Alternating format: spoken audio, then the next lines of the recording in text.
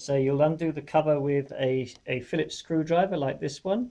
I'll just go in here. There's a little screw in here that undo.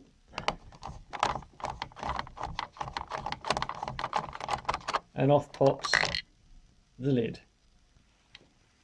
What you'll find is that underneath that lid you've got a short pump connector, two little nozzles. A nozzle that goes down into the lid, which feeds water into a channel which drops down. You see the channel here, a little channel which drops down the side of the machine and then into the water reservoir, where you will have an evaporating block.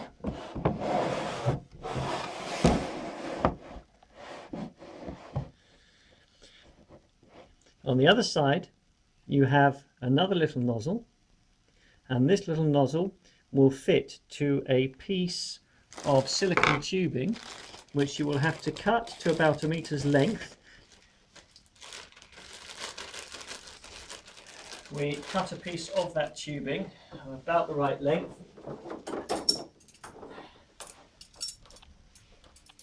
So maybe that length, so I can still take the lid off the machine.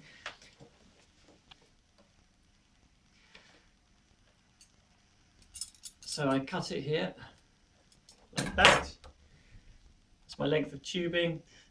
The tubing connects to this little nozzle here, and at the other end it connects to your water reservoir. So a pint glass would be perfect. A glass milk bottle would also do the job. So that is your water reservoir, which obviously doesn't come with the machine, you have to supply it.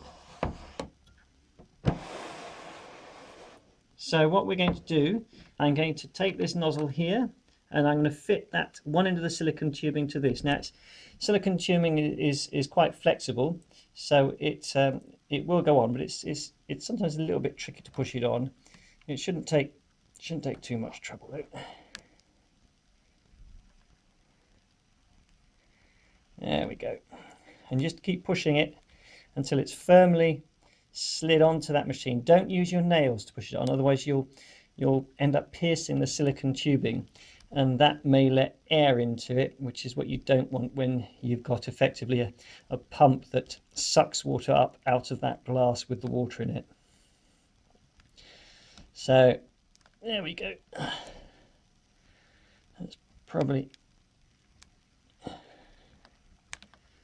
enough. I don't know if you can see that. I've put that silicone tubing up through onto that little nozzle. Now this is the important bit.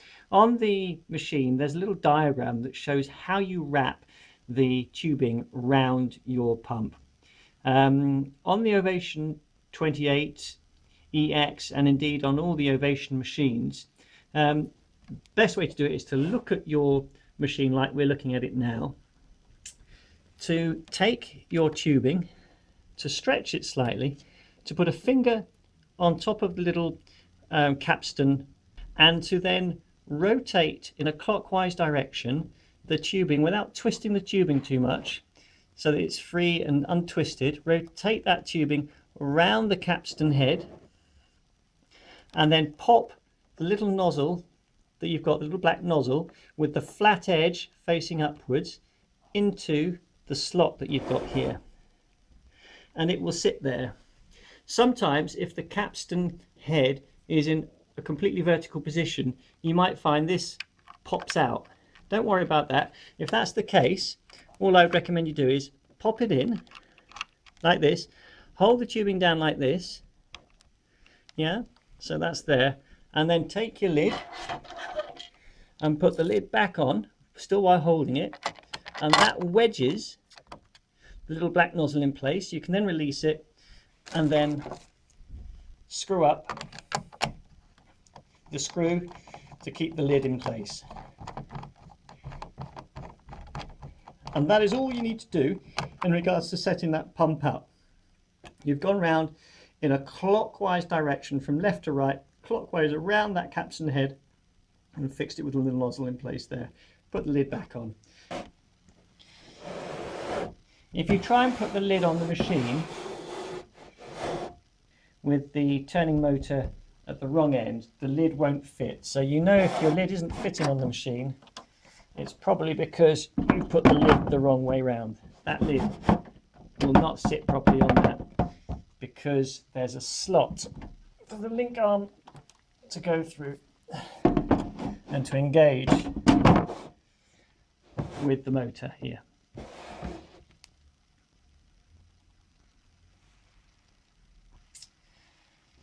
Set your Inavation 28EX up in a room which doesn't have wide variations in temperature. Ideally choose a room where temperature remains between 20 and 25 degrees centigrade, and never allow the temperature to drop below 15 degrees centigrade, which can happen on a cold night. Make sure you place your incubator on a flat surface. The reason for that is that the base of the incubator itself traps air and creates an insulation.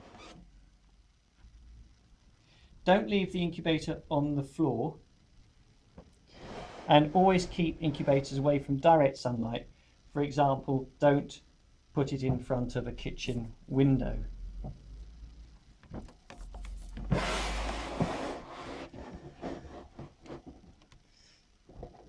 So if I plug in my plug that I've got, I just plug this end here into the machine here.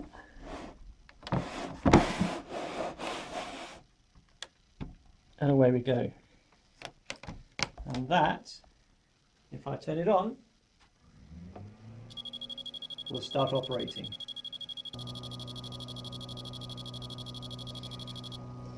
The asterisk that you'll see on the digital display tells you it's warming up if it's continuously visible like it is now. And you'll see that temperature slowly rising as we talk now. However, when it approaches the correct temperature, that asterisk will start to slowly flash. If you are using periodic cooling, the asterisk will be replaced with an arrow pointing downwards when it's in cooling mode. You'll also see a flashing P symbol, and that appears when the machine is first switched on, but its real function is to appear as a warning if the power has been interrupted during incubation, due for example to a power cut. To clear it, simply press the OK button down for 2 or more seconds. And it's gone. You're then left with T, which is the temperature indicator. And below this you have the humidity menu, which tells you what the relative humidity is as a percentage inside the machine. And it looks quite high, but that's because we've literally set it up and it will for some time not be stable. Next to the humidity, you get an indication of the turning. A rotating line indicates the automatic turning is switched on. If you had a 0 here, it would indicate that the turning is switched off. So you can see the turning is switched on when we set up the machine. Now, we always recommend that you allow the incubator to run for at least an hour before making adjustments or placing eggs in it, and that gives the machine a chance to stabilize at the correct temperature and to enable you to be confident about the environment. So next, what we need to look at is accessing the digital control menu on this Inavation 28EX. So to do that, we need to press the minus and the plus button down once together initially to unlock the menu control. And there we go, it's unlocked. Notice how the temperature control menu has now come up on the screen. If we want to adjust temperature control, then we would press OK, and that would take us into it. But if we want to move on to another menu like days left to hatch or the turning interval, we simply press the plus sign to move on to these other menu headings. For example, relative humidity, turning mode, turning interval. Let's go back and back to the temperature. So let's assume we want to look at each of these menus in turn. So to access the menu temperature, we press OK. And now it tells us that the setting is at 37.5 degrees centigrade, which is the factory setting and the recommended setting for hen eggs. We have an option to move it up and to move it down. But let's assume we want to keep it at the 37.5, so we just press OK at this point, and it takes us on to the next menu heading. Let's press OK to go into that. Now what you can see immediately is that the relative humidity is at 20%, and it indicates that this is on the EX only. In other words, only on the EX version of the Inavation 28 can you adjust the target humidity of this machine, because you have an integrated pump linked to an external water reservoir, and this menu drives the humidity. The recommendation is to aim for a humidity of 40 to 50% during the first 19 days for chicken eggs, and 60 to 70% during the last 2 days of hatching. So let's set it to 45% for the first 19 days by pressing the plus and getting up to 45%.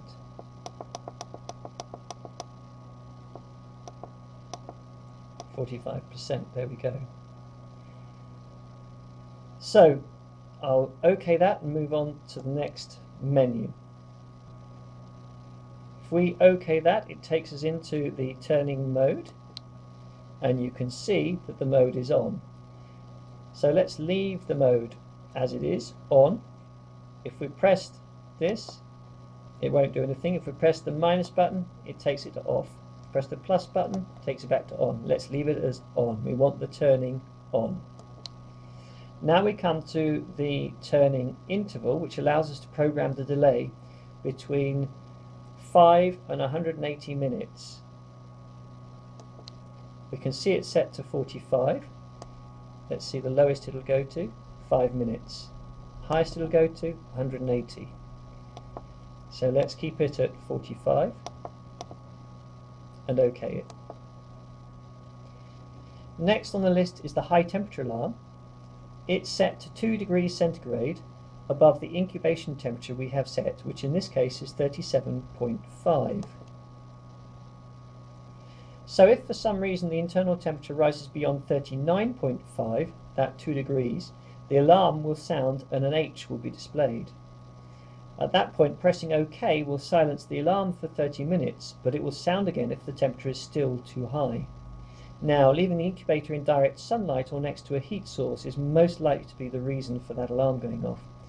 It would be advisable to candle eggs a number of times afterwards if you have had that alarm going off, just to check for losses. Let's OK that. That brings us to the low alarm. So if the temperature falls below the low temperature limit, and in our case you can see that that is 3 degrees below the 37.5, which effectively makes 34.5 degrees centigrade, and remains, if it remains below the 34.5 degrees for more than 60 minutes, then again the alarm will sound, and this time an L will remain on the display to tell you that this has happened. That'll happen even if the temperature has rectified itself and you haven't heard the alarms. You'll still see the L symbol on the display. Let's leave it with that and go on to cooling. Now, some users like to introduce some periodic cooling, particularly for waterfowl, to mimic the behaviour of a duck that may leave the eggs on a more regular basis. But don't use the cooling before day 7 of incubation. The Inavation 28EX allows you to choose a daily cooling of between 10 and 360 minutes. So at the moment that's off. We could put it to 10, or if I go backwards, up to 360 minutes. Let's leave it as off and press OK. Finally, we have the centigrade Fahrenheit menu, where we can decide whether to have the temperature reading in centigrade or Fahrenheit. Now at the moment you can see it's set with centigrade. So let's leave it on at centigrade and go OK. We can then save all the changes we have made by pressing the OK button once more. And we come back now to the standard digital display. If rather than saving we press the cancel, it won't save any of the changes we have made in the control menu and will return to the digital display. So we've created a target humidity of 45% in this machine. Now, as you can see, at the moment in the machine it's registering about 43%, so it seems relatively high, but that machine hasn't stabilized yet.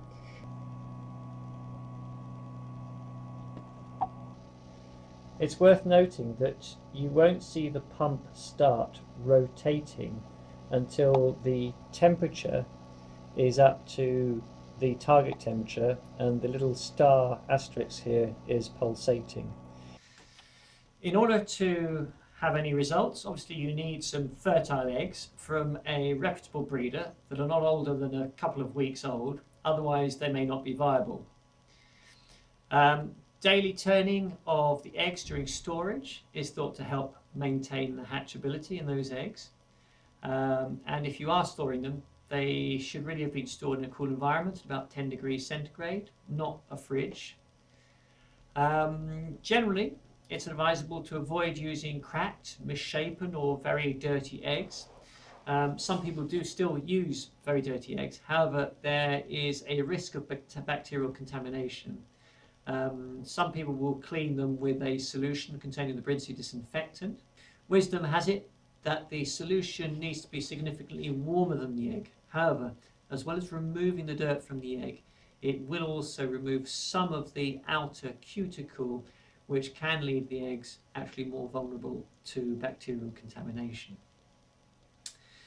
Before you put your eggs in the Ovation 28EX, make sure it has run for an hour or so that the temperature and the humidity has stabilized. Very simply, finger on the link so that the notches in the link and the base of the incubator are lined up, and at the link end, guide with the other finger the carriers into position. Very simple to do, ensuring that the carriers are nicely in position on both sides of the incubator. And there we go.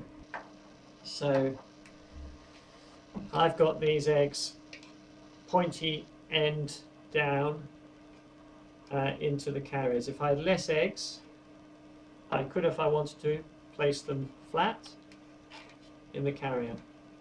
And the carrier is designed so that they will tend to migrate to the pointy end downwards.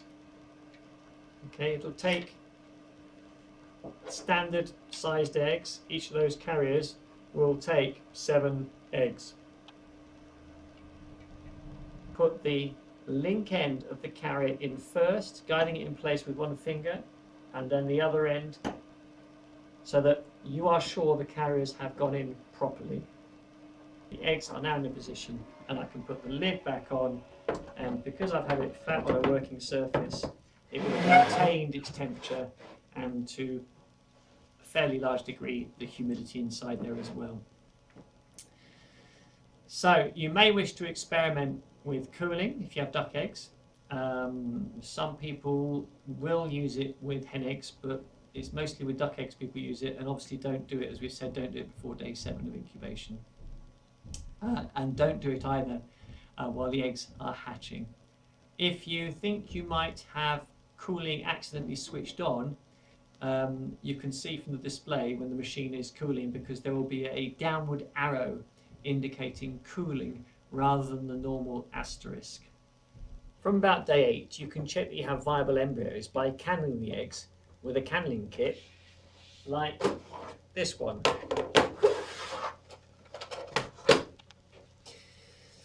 This is an overview cannler, and this is an ovoscope which provides some magnification and a little disc dial here that turns the egg when it's in position. So you place an egg inside, You place the lid on the overscope, you place the overscope on top of the overview, you turn the overview on, and then you look down into the eyepiece and rotate as you view. And what you will hope to see is at day 11 the beginnings of a dark mass where the embryo is forming. Even by day 8 here, you should be able to see the beginnings of embryo development, vein formation, even a slight beating of a heart. At day 19, you need to enter the digital menu and turn off the turning on your machine. You need to remove the carriers.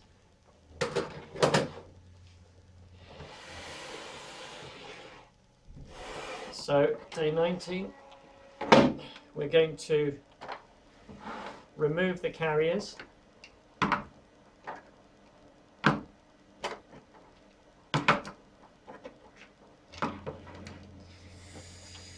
We're going to, on this machine, because we've got humidity built in, change the humidity to 60 or 65% for the last 3 days of hatching in the menu. Place the eggs gently into position in the incubator. You've got a surface there which allows the chicks to grip on the base when they hatch. Place all the eggs in the incubator.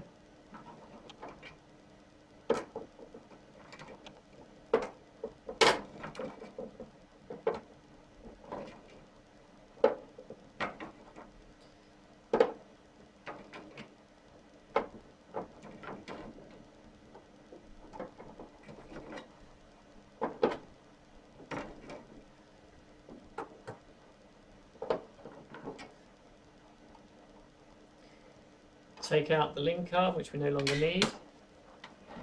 Replace the lid. So, make sure the water covers, if they haven't already been fitted, make sure the water covers are fitted. Try not to lift the lid to inspect less than every 6 hours so that you maintain the humidity. Once hatched, you can leave the chicks in the incubator for 1 to 2 days before transferring them under a brooder like the Glow 20. Here, this is an Glow 20, or an Glow 50, which is the bigger version. Given that you've got more chicks, you probably need a bigger version, the Glow 50, which is sometimes called electric hen, sometimes called a brooder. These brooders in particular are the only brooders on the market that are approved for floor use because of the way they have been designed to meet safety standards. And make sure the chicks, when you transfer them, obviously have chick crumb and water. And that's it in regards to incubation using the Ovation 28EX.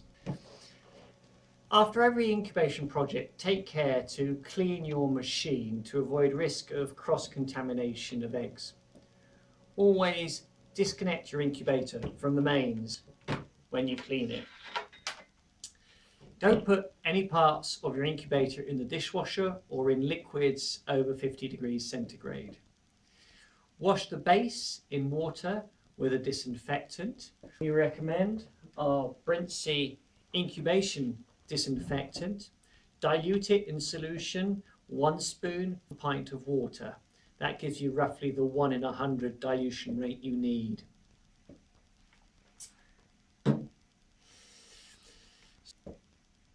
Rinse your base after you've washed it in the incubation disinfectant solution so that you've got rid of all the solution from it. Use a vacuum cleaner and a soft brush to remove as much dust as possible from the fan guard.